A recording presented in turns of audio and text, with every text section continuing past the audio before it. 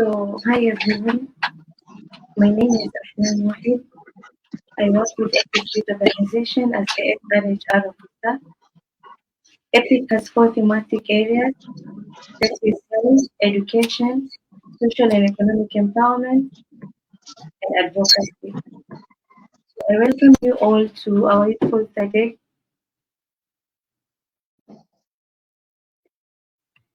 I welcome you all to Youthful Sato. Our topic today is cultivating a whole-round student while ensuring good academic results.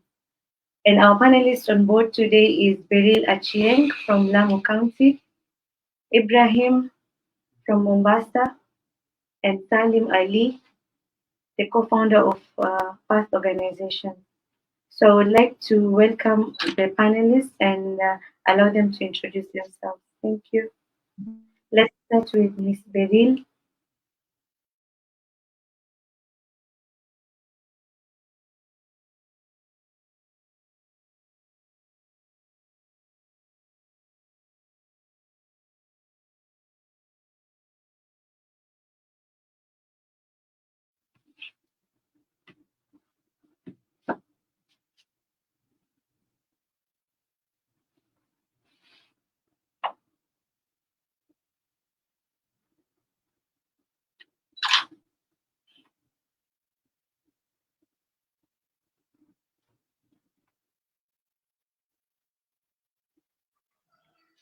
So I see that Ms. Beryl is not around. I think she's experiencing some technical glitches. So as we wait for her, I would like to welcome Mr. Salim Ali to introduce himself. Okay, good evening, everyone. My name is Salim Ali from Path Youth Organization. Path Youth Organization is a community-based organization based in Mombasa, advocating for inclusive and equitable education for all children. Thank you.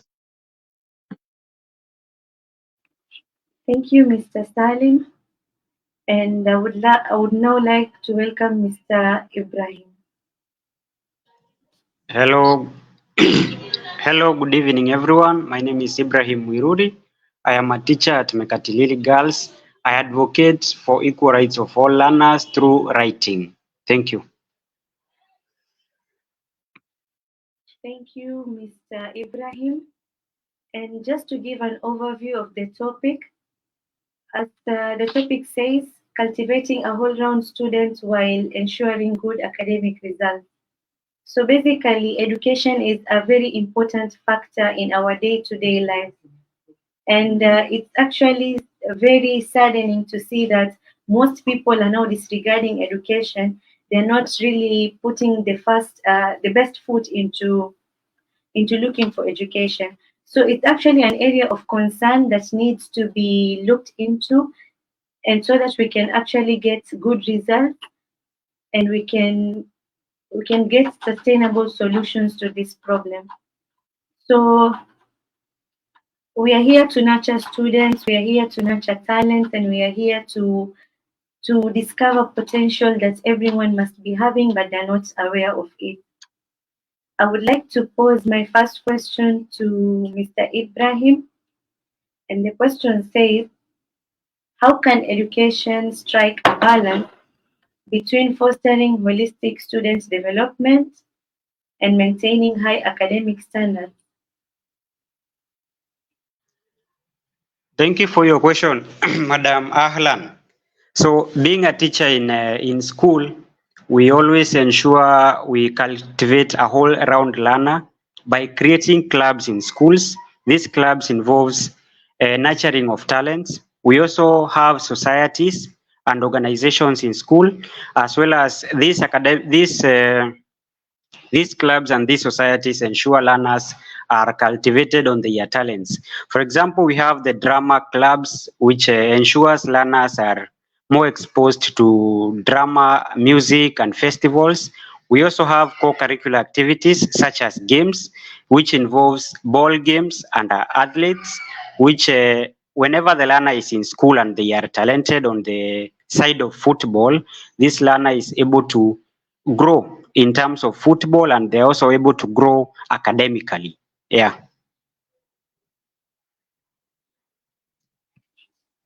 Thank you for that comprehensive answer, which is very good. It's very important for us as teachers to identify our students what they got besides education or besides teaching and learning in class. So most students can be interested into different clubs that we have in our schools, and it's upon us as teachers, as educators, or as people in the education field to actually enhance those talents and those capabilities that most of them are not aware of. A very good example is music or drama. To a great point, we disregard the musical aspect of learning because we think music is simply something that is not really going to take our students anywhere. Yes, we do want to see quality results, but what steps are we really doing to ensure that we have quality results, and how best are we tending to ensure that we have the quality results is through incorporating those clubs and co-curricular activities such as football. But to a great extent, we nowadays see when a student or when students reach in form 4 or class 8, they are now not allowed to go for either clubs nor co-curricular activities, but it's basically studies, education, and all that stuff. But we should remember there is is this an English proverb that says, too much work and no play makes Jack a dull boy, and too much play with no work makes Jack a mere toy. So basically, we should strive to incorporate both co-curricular activities and clubs to ensure that we inculcate into our learners essence of energy, ability, and the drive to learning, because when these learners get too exhausted with studying or just books or just classwork and activities, they end up getting saturated. They cannot absorb any more knowledge nor any more education. So it's very important to consider the aspect of having clubs and co-curricular activities to ensure that we have a smooth learning and productive results by the end of academic years. Thank you. So my next question goes to Mr. Salim, and the question says, what strategies or approaches have you found effective in promoting students' well-roundedness alongside academic achievement? Okay, thank you for that question. So, as an educationist, most organizations which implement educational projects are not directly to academics, which is a good thing. So, the strategies that I have implemented or have managed within Path Youth Organization is one, the mentorship programs within schools.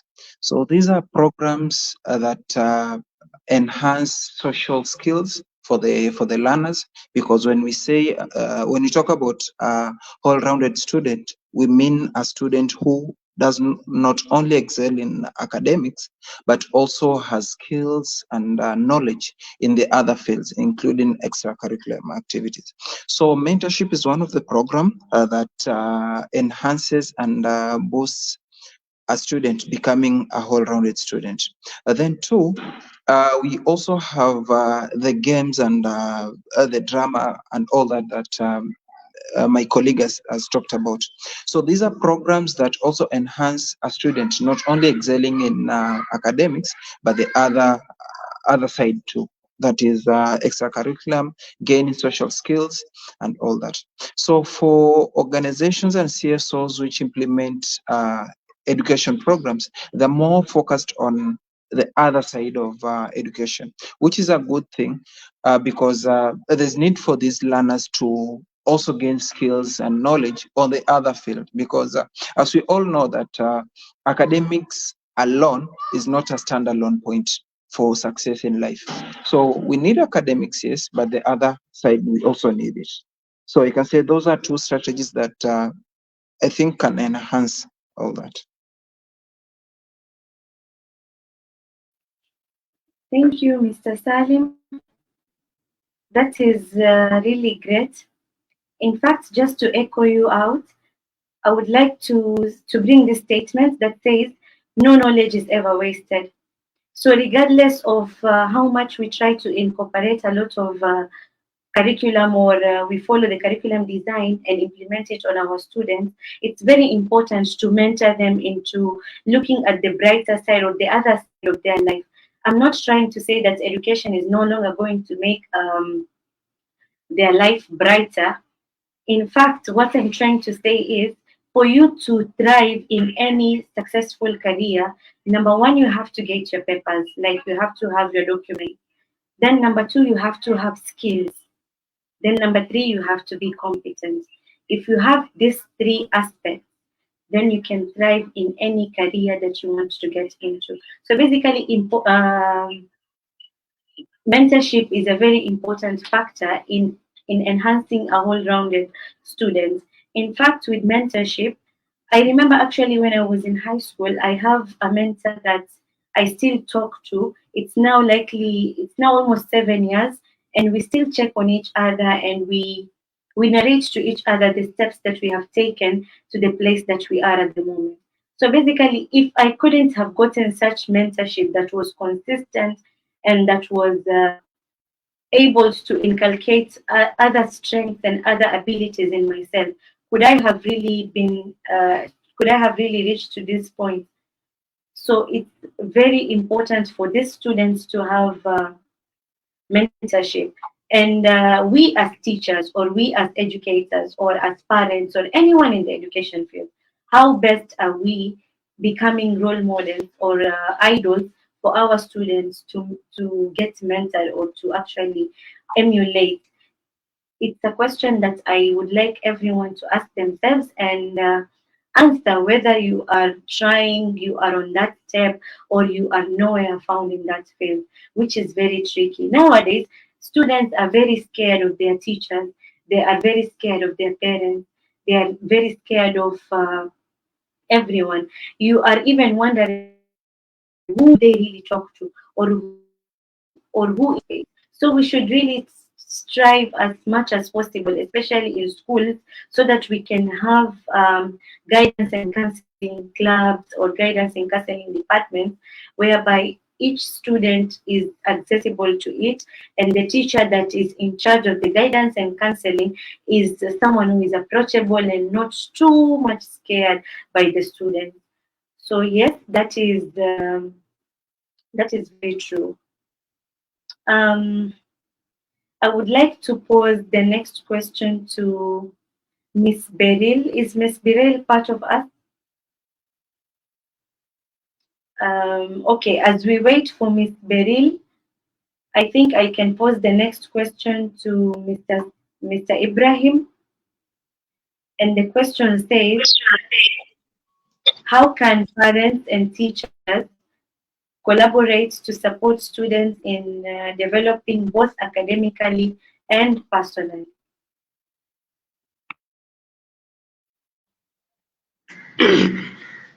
So thank you for your question. I'll still go back to mentorship program. Hello, thank you for your question. How parents and teachers can cooperate in enhancing a whole-round learner. So we find that most parents have actually left learners to teachers. Most parents are not mentally mentoring their learners.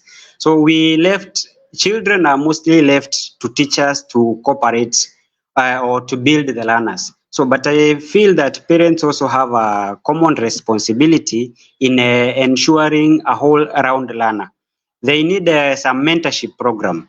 If a talent, for example, a learner has a talent, and the talent mostly comes from family, or it is genetically inherited, it is the role of the parent to ensure that they support this learner when it comes to some things that they require or the resources that they require to pursue their talents, e.g. something like a ball or a games kit, or giving them pocket money when they are required to visit things like music festivals, when they are required to attend music festivals. But you find in most cases, when learners are required to attend a function, that does not require education purpose, theoretical education purposes, parents tend to ignore that part.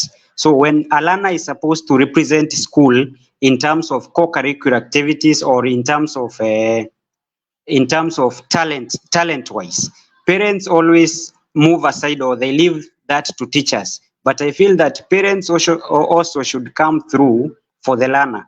Parents also should support their learner both financially and resource wise.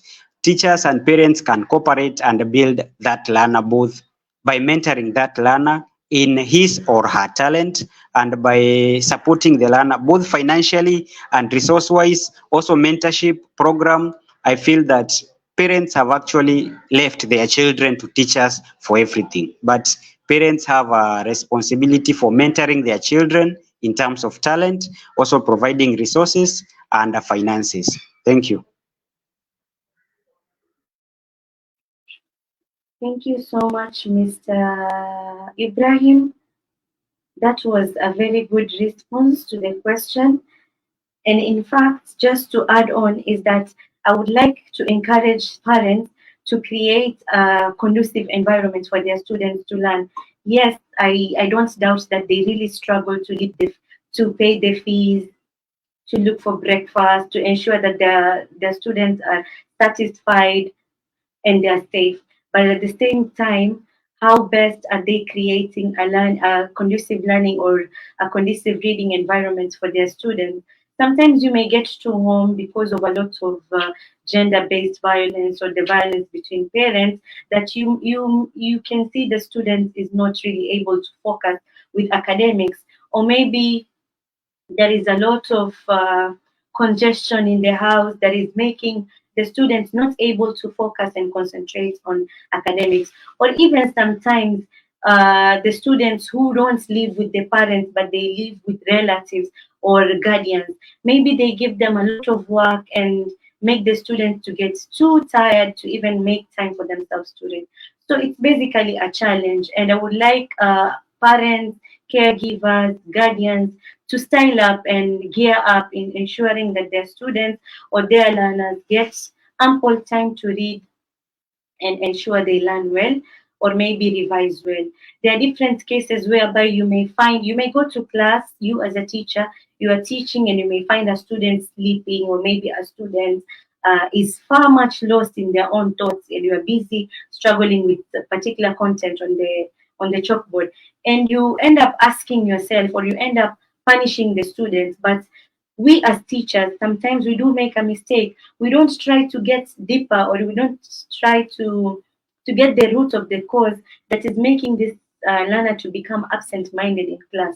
Or maybe why is the student not able to focus, or why is the graph of performance of this particular student constantly going down? It's not going up even a little bit. Maybe what I'm trying to say is parents and teachers should collaborate, should work together to ensure that these students have an ample reading time, or maybe they should check up on the academic performance. There are some schools which are doing something that is very good. It's called an academic clinic, whereby that day all subjects are suspended, learning and teaching is suspended, because we have teachers and parents meeting one on one.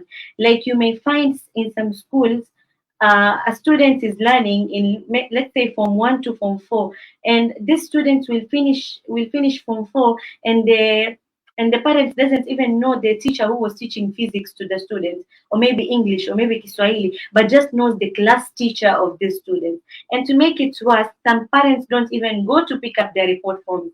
They don't go for meetings. So you find it's very pathetic. It's very bad that the class teacher is not even known by the parents. It's totally bad. So I like how some schools have embraced academic clinics, whereby we have a lot of parents going with their students on one-on-one meeting with their teachers, and tracking the progress record of their learners, whereby we see this learner used to perform well in maths in form 1, term 1. What is happening in term 2 that is making this learner to drop. Maybe it's the attitude, maybe it's the teacher, maybe it's the learner who is now joking in class. So you get a lot of answers to different questions that come into your head. So it's very important if we have academic clinics, or if we have, it's also called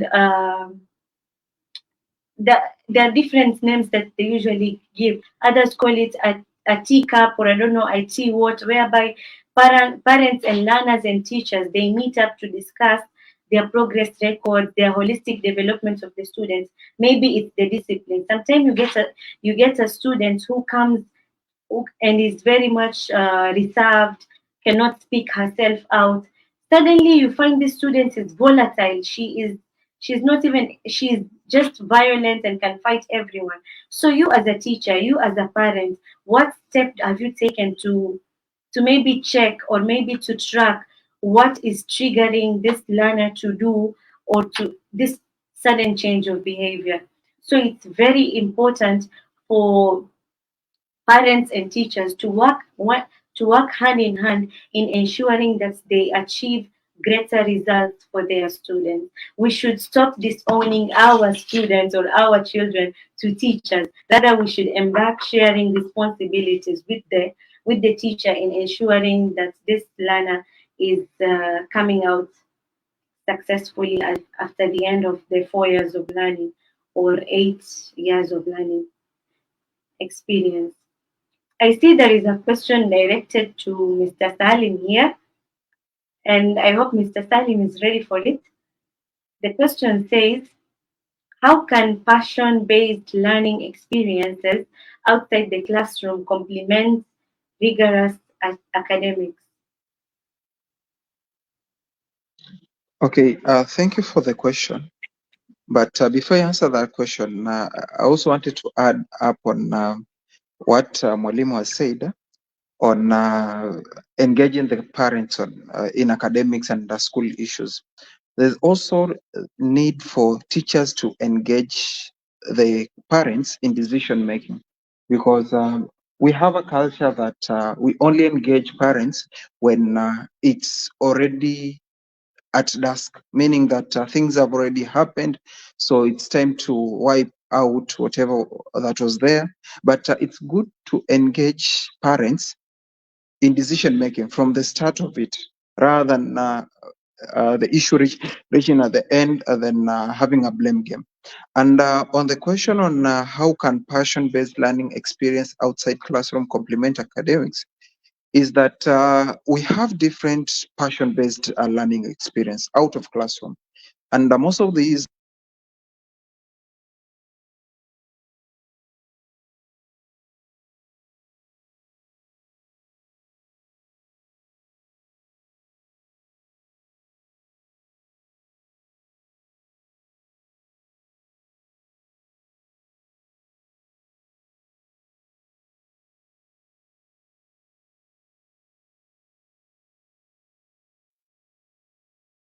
say, yeah, even after the 8 years academic period. So when one of the how it complements academics is that it connects the learners to real world application. So passion-based projects allow students to apply academic concepts to real-world situations. So this is not only reinforces the academic knowledge, but also helps them to understand the practical relevance of what they learn in the classroom. Taking an example of if you've ever heard of STEM projects. So STEM projects are much on science, technology, and mathematics. So this is where the learners can learn about robotics, can learn about how to apply the science that they learned in school. So the passion-based learning experience connects the learners to real-world application. Two, it enhances engagement.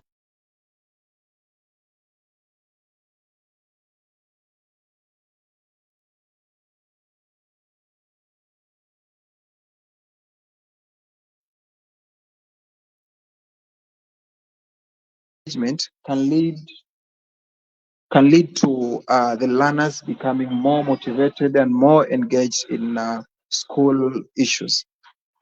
That's one. Then the first one, if you didn't get it, is connecting learners to real world applications or real world applications where learners get learnings out of what they learned in school to implement in the real world. Then development of soft skills. So with the programs or experience out of classrooms, it's a platform for learners to learn soft skills such as good communication, uh, empathy, life skills, and all that. So these are experience notes which are not much in the classroom, but they always happen out of school. And maybe the last one is on how creativity and innovation is built. So with the experiences out of school, out of classroom, I mean, is also a platform where the learners have an engaging environment for them to be creative, for them to be innovative. And I can say this out of experience where we have a learner whom at Path Youth Organization we are supporting who is in Form 2. But to this extent, is she's one of our mentors in the holiday mentorship programs. She always comes to facilitate, and these skills and knowledge on how to mentor, how to facilitate, she only got them when she was out of school. So I can say passion-based learning out of school are key and essential for learners. Thank you. Thank you, Mr. Salim. That was a very comprehensive response to that question. And just to air you out, or just to echo you, whatever you said on STEM is quite valid and true, because most students can also be able to overcome the fear that they have of this mathematics and science related subjects. Like if you listen to most students, they're going to tell you that maths is so hard, chemistry is so hard, physics is so hard, or biology I cannot do it. So basically there is so much need to change the attitude and to embrace the complexity of this subject and turn it into a positive vibe that every learner can actually enjoy. And to this point, we can see the coming up with this STEM program is very impactful in that we see learners are able to come up with very creative stuff which can actually impact them quite positively when it comes to academics and this science related subjects. I also like the aspect of Kenya embracing the CBC curriculum, which is a great contribution towards cultivating a whole-rounded student, because among the among the skills that learners are supposed to have, or the competencies, are digital literacy, collaboration, communication, yes, among some of them. So it's basically important. Nowadays, you can see a student is able to operate a projector, while you, as a teacher, you're not able to operate a projector. And it's not bad, neither is it shameful, but it's quite good because the student is one step ahead of you. Maybe the time we used to go to school, we never used to learn using projectors. They are coming at the moment, and with the training of the CBC curriculum, so it's taking a bit longer for teachers to adjust who are already used to the CBC, who are already used to the 844 system. So when you see your students is already one step ahead of you in the in technology, or in digital literacy, it's quite impressive, because even in Johari window, we see that there is a particular aspect that someone else can tell you about it, which you never was aware of it. So basically, these learners have a hidden potential that is limited, that someone or something somewhere is limiting them to grow with it. And I want to share a story. Yes, I do love stories, and this one is quite impactful. There is this story of an elephant rope. So someone was walking in a park, or in a game park. Then they see an elephant is barred, or is barred by a rope that is quite thin. Then this person was shocked. So he asked the wardener, or the game wardener, and asked him, "So why is this elephant not breaking out from this rope, regardless that the elephant is a very huge animal, very strong to an extent that he can move and cut this rope. So the wardener told him that when they are still calves or they're very young, we tie this rope on their feet, and they believe that this rope is preventing their movement or is preventing them from reaching somewhere. So they grow up with the mentality that that this rope is still preventing them from going somewhere. The same thing with Pavlov's experiments with the dogs. We see that Pavlov used a particular bell to ring when it's time for lunch. So whether with food or not with food, but when the dog hears the bell, something that rings constantly into the head of the dog is that it's time for food. I'm expecting food immediately. So basically, this is the same thing that is affecting our learners or students or anyone in the education field, because they believe that something is limiting them. But I want to tell you something that is very important. Nothing is limiting you apart from your own personal experiences or personal attitude. Get rid of that attitude. Wake up from your comfort zone. Break that rope, cut that rope, or break those chains, and you will reach somewhere.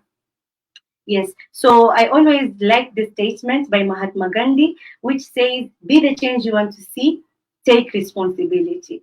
Always be, if you want to see a peaceful learning environment, begin by being peaceful. If you want to see hard work and smart people, begin by being smart yourself. So be the change you want to see, take responsibility. So another question that goes to Mr. Salim is what steps can school take to create a culture that values and promotes the well-being and personal growth of students alongside their achievements?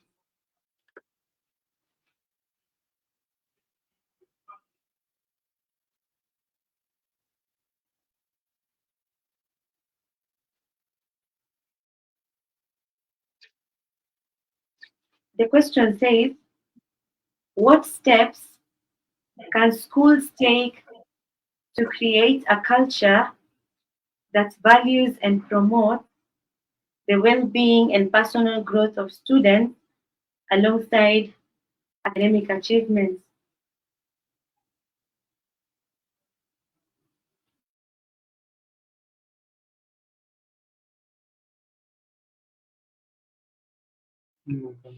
Mr. Salim? Oh, sorry. So, some of the ways that parents can support their children to excel both in academics and extracurriculum is by showing emotional support.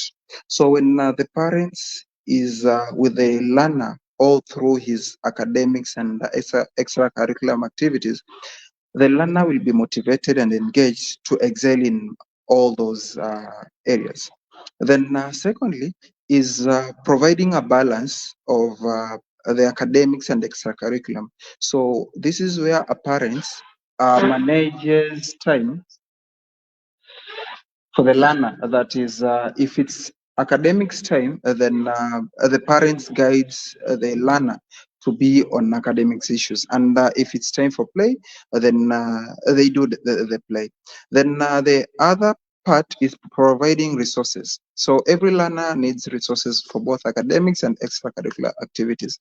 So for the academics, the parent is responsible to provide books and stationaries for the learner to learn and excel.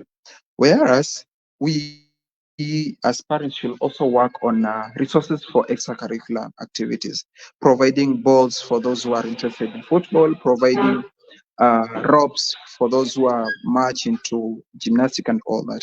So those are three ways that parents can support their children. Thank you.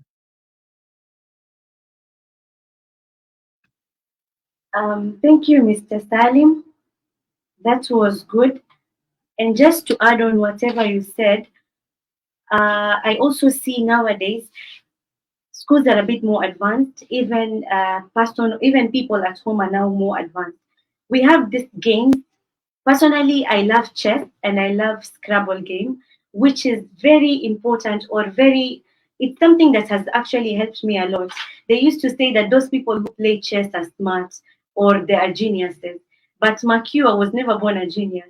I failed to some point in my school, in my academic life, but I taught myself how to play chess, and I thrown myself into competition.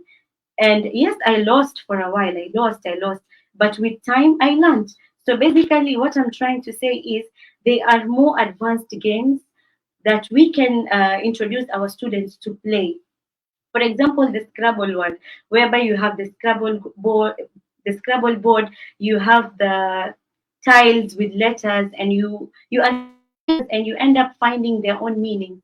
Then you grade the winner of the game. So basically, I see some schools, they have already started implementing or having this Scrabble game. It's more of a round table game whereby people sit together as students, maybe during their preps hour, then they play Scrabble game. After that, how does it help a student? The student gets so many vocabularies. Most people usually tell me when I speak English, maybe you are not born in Kenya, you're not someone from the coast, you're not from Mombasa. But Makiu, I was born in Mombasa, in fact, Guraya. But the thing is, I invested a lot in my language. I fell in love with English. I fell in love with Kiswahili. I fell in love with Arabic. And I decided I want to get to the deepest part of it. I want to learn. I want to know how to communicate myself exclusively and completely well in all those languages. So nothing is really supposed to limit you. So Scrabble game is one of a very good initiator in speaking English. Then something else. Yes, as much as we don't want our students, we want our students to be more serious. They avoid watching television and all that stuff. I remember I used to have time for animations. Yes, cartoons. I used to watch Zootopia, Sing.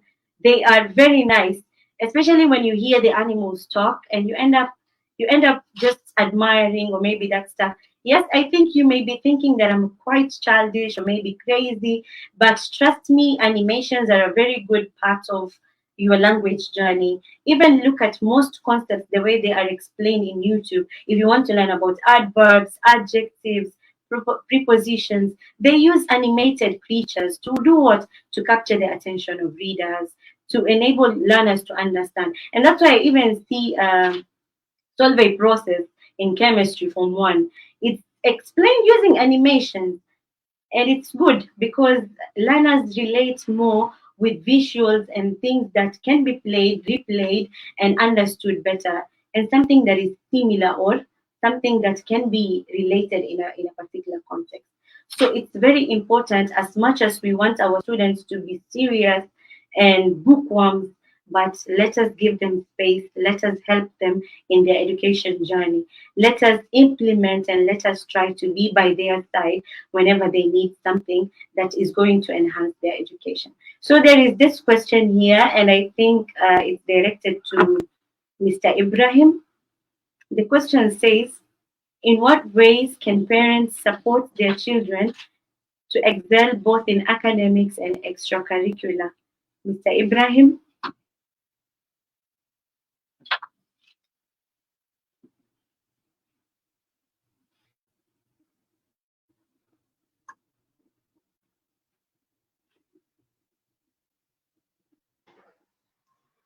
Hello, thank you. Thank you for that question.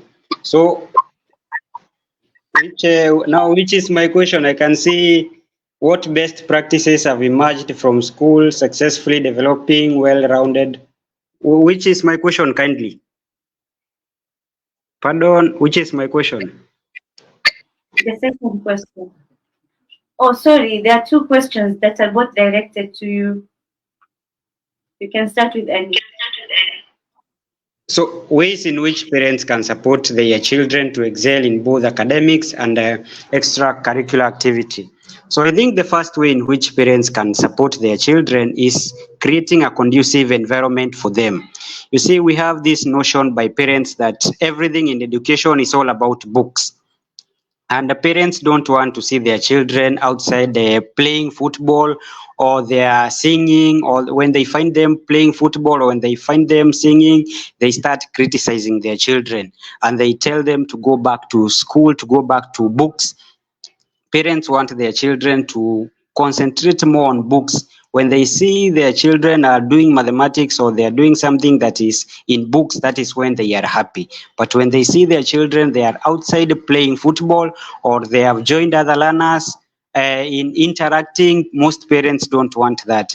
So another way in which parents can, the first one is to create a conducive environment in which these children can promote their co-curricular activities. Also, another way is supporting their children through mentorship. If a learner has a talent, for example, in singing, there is a way in which sometimes learners create music by themselves. So if parents can support this learner by mentoring or encouraging this learner and supporting them, if a learner is talented in music, they sponsor them to the studio and this learner comes up with their own music. That can be a very good way or a very smart way in which parents can support instead of ridiculing them and telling them to go back to education. You see, we have a problem when it comes to the form of education which we have. We have this form of education, we have the 844 form of education is mostly majoring on theoretical part of learning. This form of education, the 844 is not very much focused on co-curricular activities or anything outside physical learning. So you find that even in schools, we only have one PE lesson in a week, and we only create a very little time when it comes to time for clubs or time for music or time for games. We only have only 1 hour, for example, in a day or in a week for co-curricular activities. So I think also parents, they also need to support their children in terms of finances. If a learner is talented in football and they need to join a team that is in the society, it is the common responsibility of parents to support them in buying them a ball or providing with them the team jerseys which they require, or providing with them with the right shoes or the right resources in which this learner can be able to develop their own which they can be able to grow talent wise. Thank you.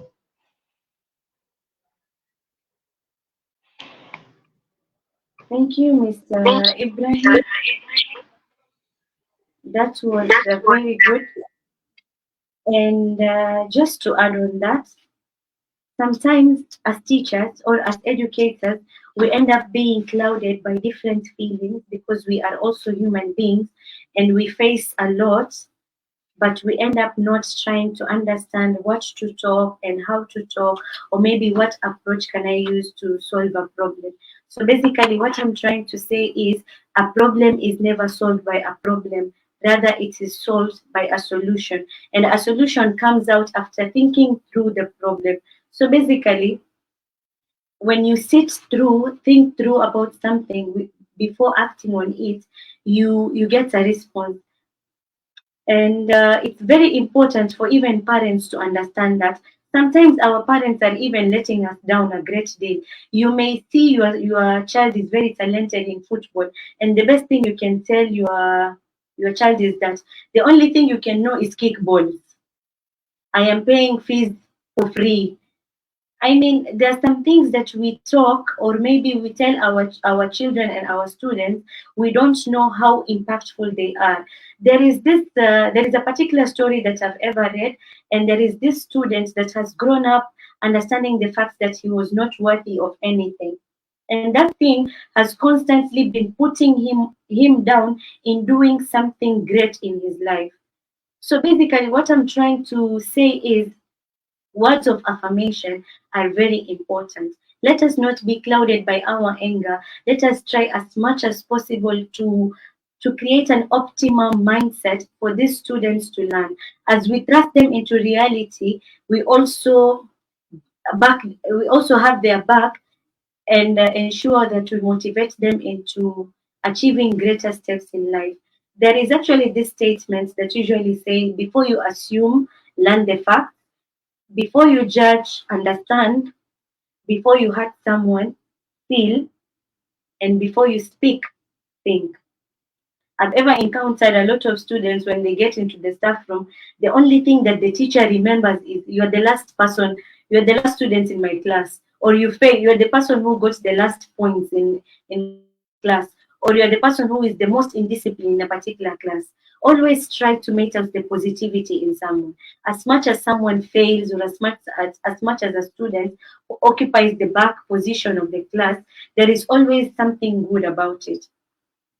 There is this book that I also love reading. It's called Gifted Hands by Dr. Ben Carson, the neurosurgeon. I think most of you have ever read that book, but just to shed light on it, Dr. Ben Carson was always the last person in class. He was constantly being called a dunderhead by teachers and even students. But what awakened him is the aspect of his mom working towards something to bring a nice future for them. The mother wasn't really rich and they divorced with the father, they separated. So Dr. Ben Carson and his brother were just by themselves. But Dr. Ben Carson ended up becoming the neurosurgeon of United States. Why? Because there was that one teacher who noticed the positivity in Dr. Ben Carson. So basically, what I'm trying to say is Dr. Ben Carson's lesson from Gifted Hands are rise above diversity, believe in yourself, pursue your dreams with passion and excitement. Remember, sometimes we set limits for ourselves, but I usually say even the sky is not the limit, because even beyond the sky there is still another space that you need to occupy. Therefore, what is making you to limit yourself? If Dr. Ben Carson, the underhead of the class, managed to occupy or managed to become the neurosurgeon, what about you? You have different gifts in yourself that you are not yet ready to discover, or maybe you have not discovered it. But give yourself time, give yourself steps, one day at a time, one moment at a time, one step at a go. You will definitely get somewhere in life. So there is still another question directed to Mr. Ibrahim, which says, what best practices have emerged from school successfully developing well-rounded, high-achieving students?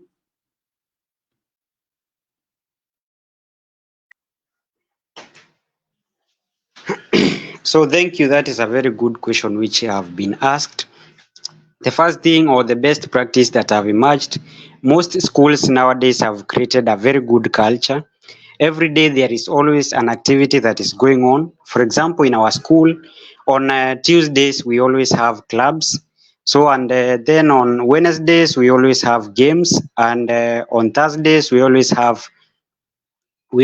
some contest where we engage learners in mathematics contest. The learners participate in maths contest. So each and every day there is always an activity that happens in school.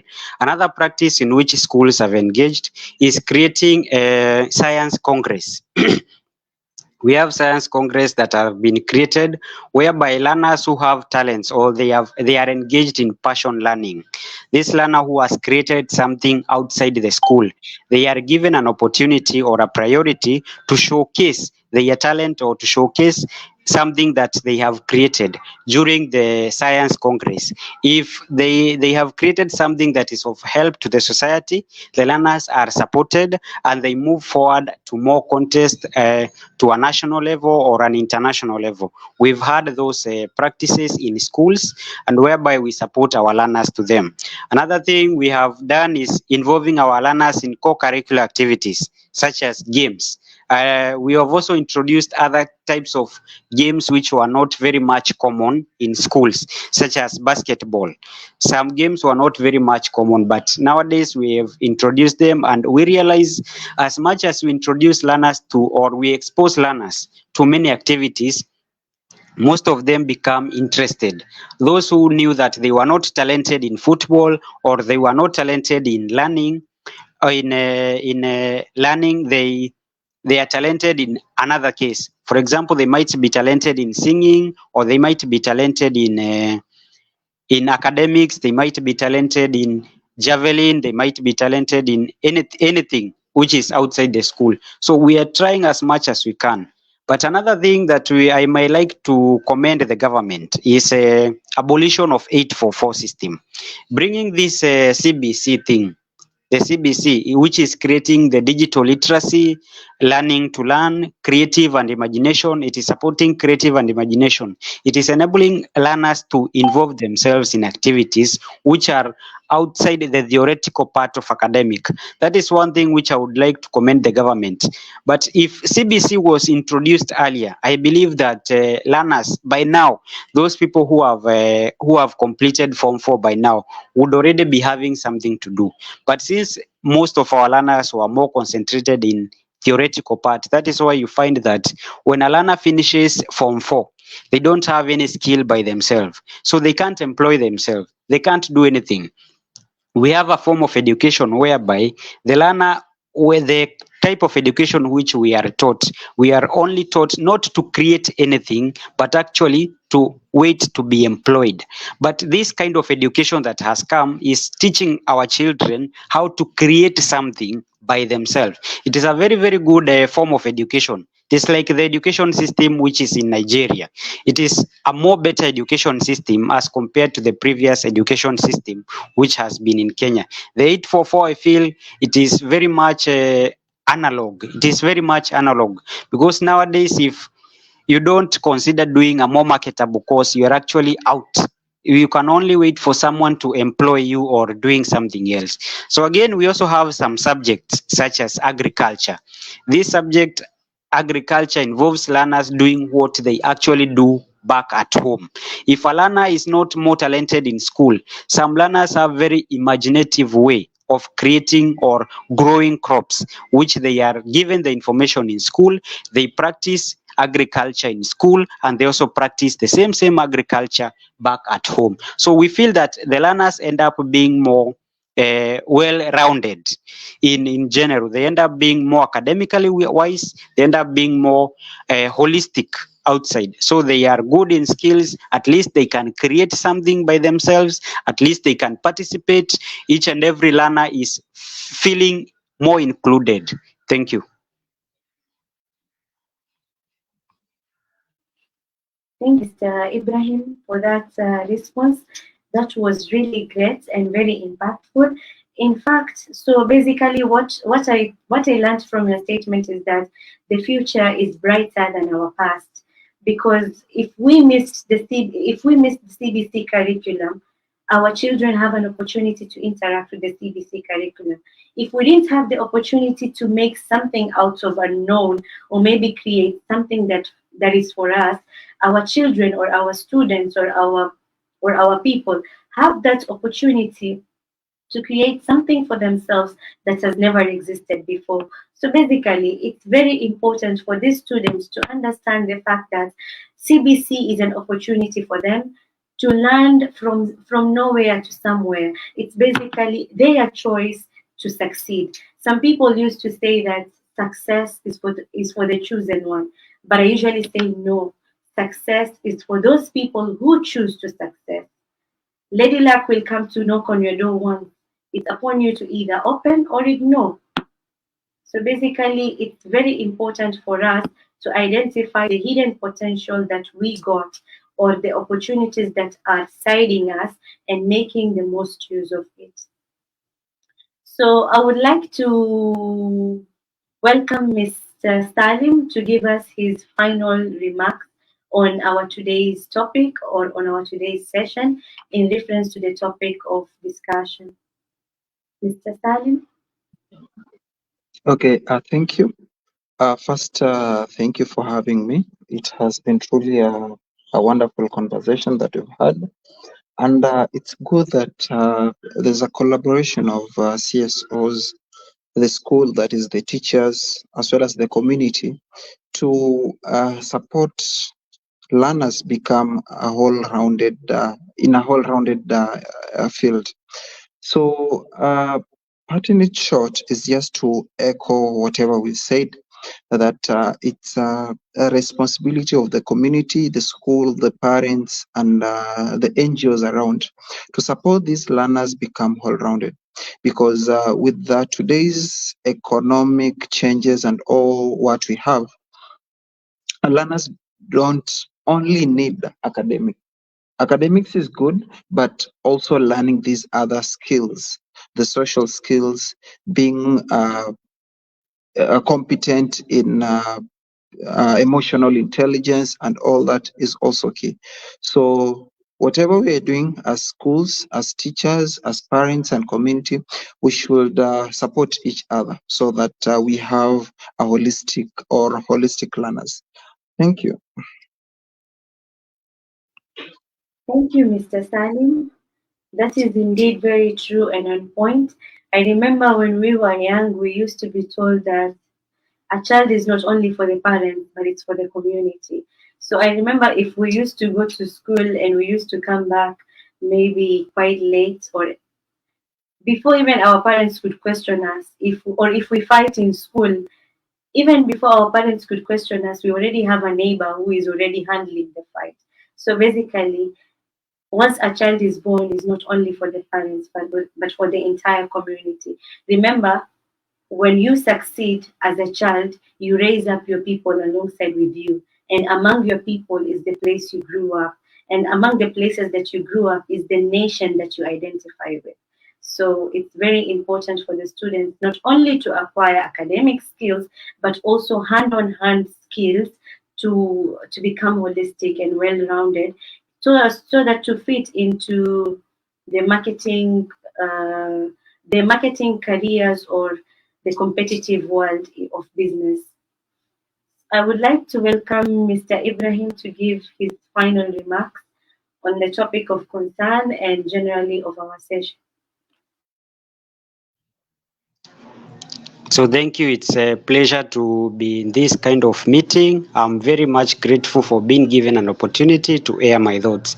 So I feel papers are not always the most enough thing. There is a need for each and every learner to be whole-rounded. If at all a learner is only good in paperwork or they are only good in academics, but they are not good in discipline, they are not good in communication, they are not good in co-curricular activities, I feel, or they're not even good in leadership skills, I feel the learner will be more sidelined in education, and they will not be very much fit even in the a sector which they will be employed.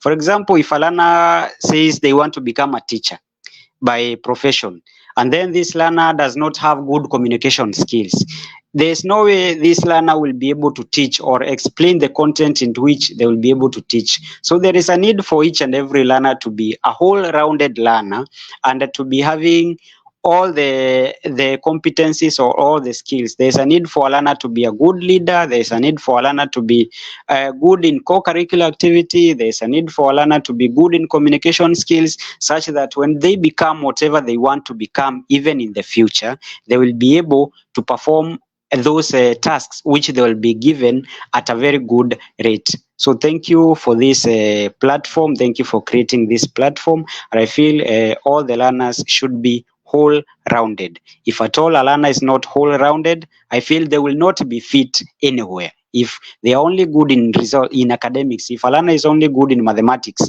but they cannot be a good leader, so they won't be helpful to the community. But when a learner is a whole-rounded learner, they will be more helpful even in the society.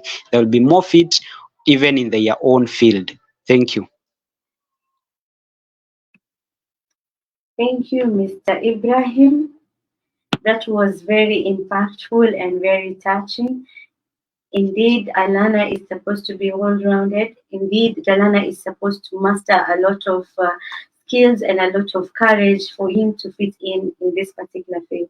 So my final words of encouragement to learners is that I want you to tell yourself that you are a beautiful story. You are a very beautiful story. And I will tell you why you are a beautiful story. It's because the complexities that you have been through, the times that has made you, they have made you to be who you are in different perspectives. Nothing has changed. In fact, even as we grow up, we have a lot of bonds. We may get weak to some point, but the bonds become stronger to master our body mass.